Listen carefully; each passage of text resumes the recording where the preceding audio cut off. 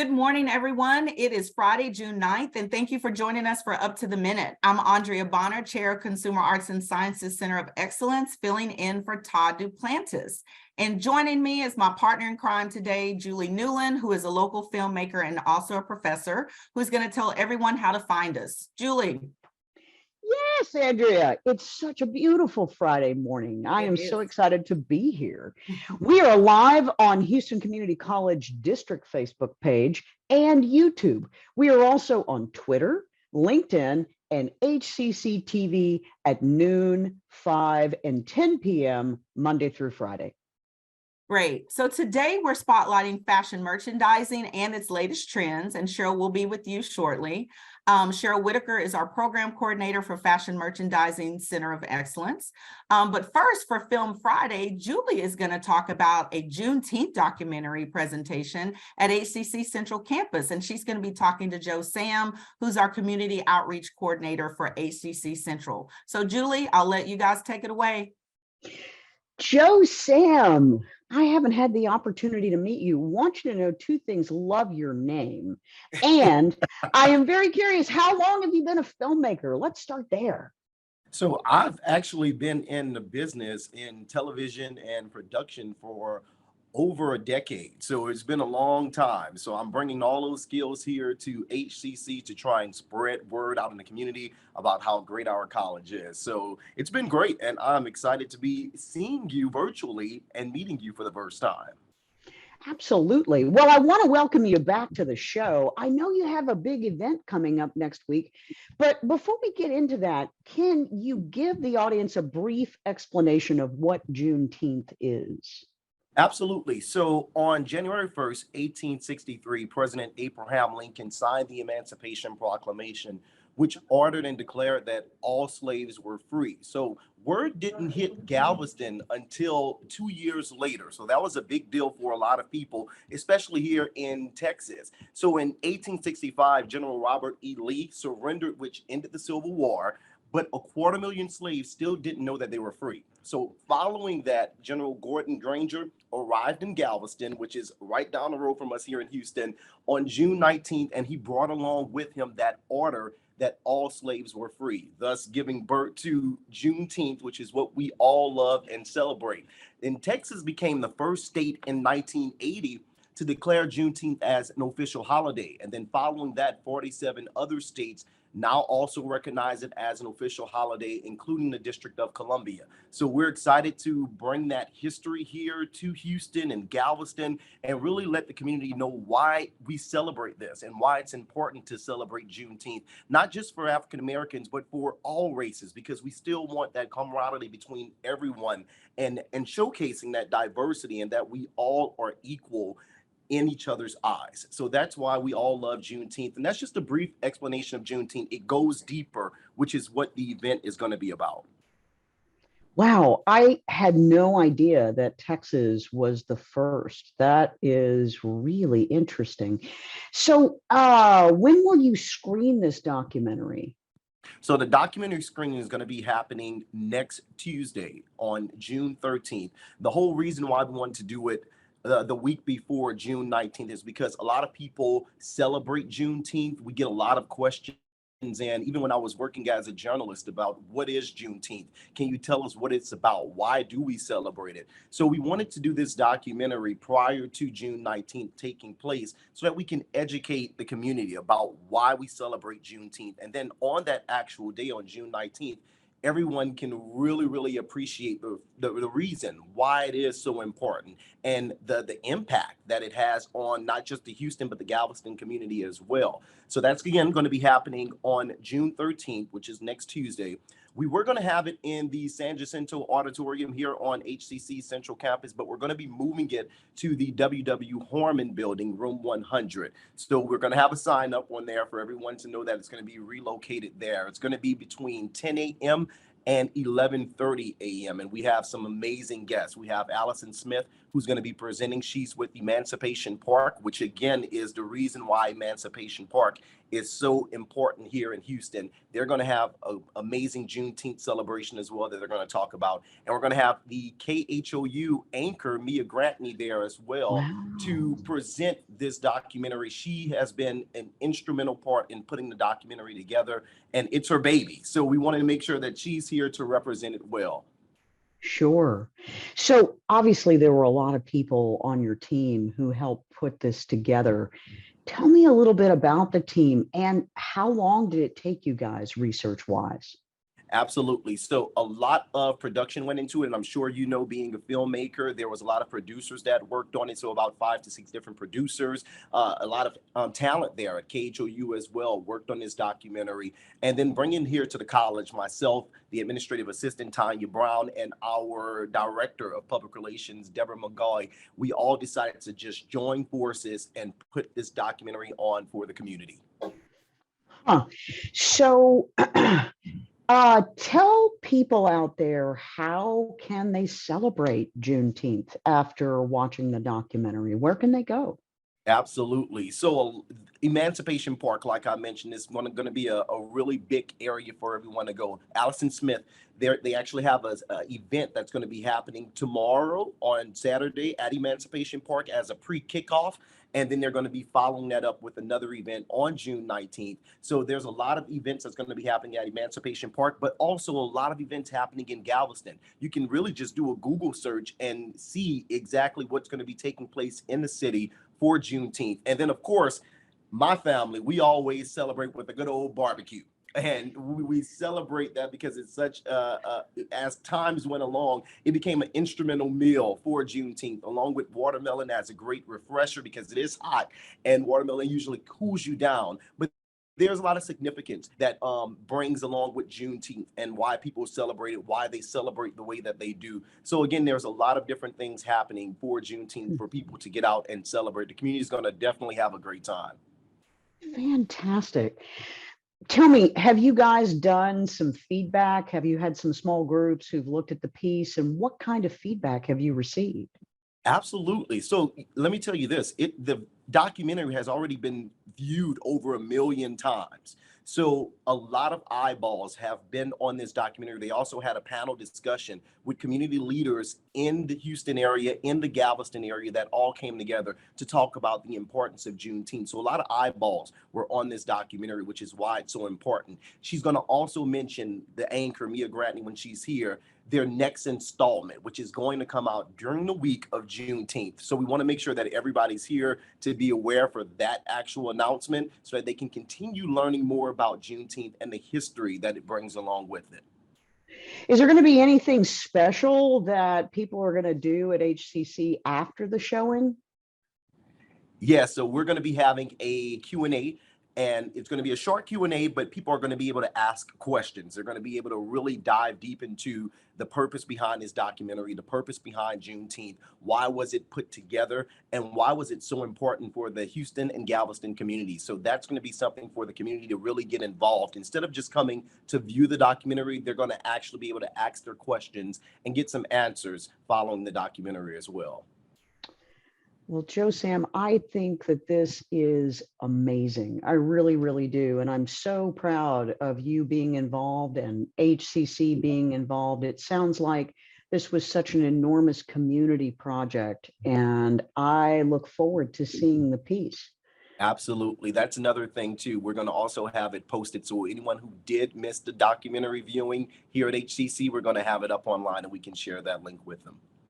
Well, thank you so much for joining us today, Joe. And I wish you all the success in the world with the piece. That just sounds wonderful.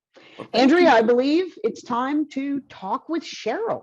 It is, and I'm excited to see the documentary. So thank you for that interview. Yes, moving on to one of my favorite people, Cheryl Whitaker, who is the program coordinator for fashion merchandising for consumer arts and sciences. She took my old job, actually. That's what I used to be. But welcome back to the show, Cheryl. Thank you, Andrea. Yeah, excited to have you. So fashion merchandising, you know, we've had 1,000,001 conversations about it. So can you explain what fashion merchandising is, what it entails, and why it is an important field of study. Sure. Thank you for having me back. I appreciate it. So Sure. fashion merchandising is actually the very foundation of the fashion industry. It is the business of fashion. So it is, and most people always seem to look at fashion design as the major part of the industry, but it's actually merchandising. Merchandising is where you learn strategic things about the industry. It is, as I said, the foundation of the industry, and it is what makes this multi-trillion-dollar industry tick. Absolutely. $1 trillion industry. I don't think people think much about that. And I always say, designers, if we have a garment, if you don't have your fashion merchandisers, those garments are going to sit in a closet. They're going to sit on a rack. They're not going to be sold. They're not going to be promoted. So that is the very aspect, like you said, the foundation of the industry. So thanks for that explanation. So what skills and knowledge does one acquire when they're studying fashion merchandising? So fashion merchandising really encompasses a huge category of jobs. Most students, when they come in, they really can only, they really think that it's only about 3 or 4 jobs in the industry. So they come in thinking, I'm either going to be a designer, a buyer, a visual merchandiser, or a stylist. But in order for this $1 trillion industry to succeed, you have to know about marketing. You have to know about branding. You have to, promotions in general. But you also need to know what quality looks like in garments. You have to understand customer demographics and psychographics. And that seems to be the one thing that students are surprised by, because they just assume, especially with social media, I can just come on social media and post my cute outfit of the day, and I'm just going to become this famous person. Well, that's not exactly how it works. It is a very strategic industry. It targets its customer base, and then there's a whole series of promotion that goes in. We also have to think about retail. When you go into a retail store, it's set up like that intentionally for you to spend money. The goal of any retailer is to get you to walk the entire store, and no retailer wants you to come in, buy one thing, and then leave. Yeah. So we don't think about how strategic it is and the true purpose and business behind the industry, because we kind of get caught up in the pretty stuff. Yeah, and you said retail, and I think a lot of times when you say fashion merchandising, people think that's the only aspect of the industry is I'm going to go work retail, and it's not. As you said, there are a lot of things that go into getting someone to buy a garment, thinking about your customer and all those things. So thank you for that explanation. And a lot of this kind of goes into my next question about what classes do people normally have to take to acquire these skills. I think a lot of times, this, and we've had this conversation, students like, I'm going to take some fashion courses because they're easy. And then they get into the courses, they're like, oh, dang, I got to study and I got to produce some stuff just like in any other class. So tell us a little bit about those classes. Absolutely. So a lot of people learn the hard way that fashion is not an easy elective. What you realize when you get over to our program is that merchandising is literally a business degree with an emphasis on the fashion industry. So when you come over, you're going to learn about marketing, you're going to learn about advertising, promotion. People also think fashion shows are for entertainment purposes. They are not. They are for selling collections. They are for making money. It looks cute to have all the celebrities on the front row, but the celebrities aren't spending. The most important guest at a fashion show is the buyer, the retail buyer, and the magazine editors. So students get to learn more about that. They also get to learn about, to your point earlier, when people hear about fashion merchandising, they somehow associate it with visual merchandising. Visual merchandising actually falls under fashion merchandising. It is another strategic component of merchandising, but the overall encompassing thing is this is a business degree. And so when a lot of students show up, they find out just how business it is. It's not the easy elective that you think it is, but it also enables them to see, oh, wow, there's more to this than I thought. And so we've had some students that actually changed their majors to merchandising once they thought they were taking an easy elective. I like that. It's a business degree with a focus on fashion. If we could just end it with that would be perfect. I really love that. And that's exactly what it is. So in your opinion, give us some key trends or changes happening in the fashion merchandising industry. Because like we've said, people think it's merchandising. They think it's just retail outright, but there are so many jobs out there these days because of all of these new trends, technology, all of those things. So tell us about those. So the biggest thing going on in the industry right now that students should really focus on developing really good skill sets is technology. I cannot tell you how many times I hear a semester, I'm not really technical. But we're in an environment where you need to have some technical skills. Now, I'm not saying you need to be an engineer, but you need to be open to technology because that's where the industry is going. As I mentioned earlier, the industry relies a lot, quite heavily on consumer psychographics and things like that. And the other part of the industry is that it zeroes in on particular generations. Right now, the generation it's zeroed in on is Gen Z. You might remember a few years ago, all we were talking about were millennials. Now all we're talking about Gen Z, and Gen Z is the generation that's not going to the malls like previous generations. Gen Z is hanging out in different immersive spaces. And so that's where you find the fashion industry. We see Gucci and Tommy Hilfiger and all these brands hanging out in Roblox. They're building all these immersive spaces because that's where that generation is hanging out, and they want that Gen Z dollar. I was going to say, you got to spend that. If they want them to spend that money, they've got to develop a space where those people are shopping and where they're hanging out. So yeah, that's exactly right. And so for that to happen, for students coming out of college, they need to have some knowledge of what that looks like. 3D technology is very important. Well, also, I'll throw in, this generation is also big on sustainability. So we have to think about how we're making these clothes, where they're being made. And so that's why it's another important aspect of understanding technology. I'm sorry, go ahead. Oh, no, I'm sorry. I didn't mean to cut you off because, you and I could talk about this forever, but I'm getting cued because we're out of time. So last question is, what advice would you give someone considering a career in the industry? So I'm big on educating yourself because a lot of people assume that, oh, I can just start my own brand. Well, you can, and you can lose a lot of money. I think it's important to pursue your degree, of course, I'm going to say that. But you also need to learn the industry on someone else's dime. So I'm also very big on doing internships and seeking them out. And you don't have to do one internship just because you're taking internship class.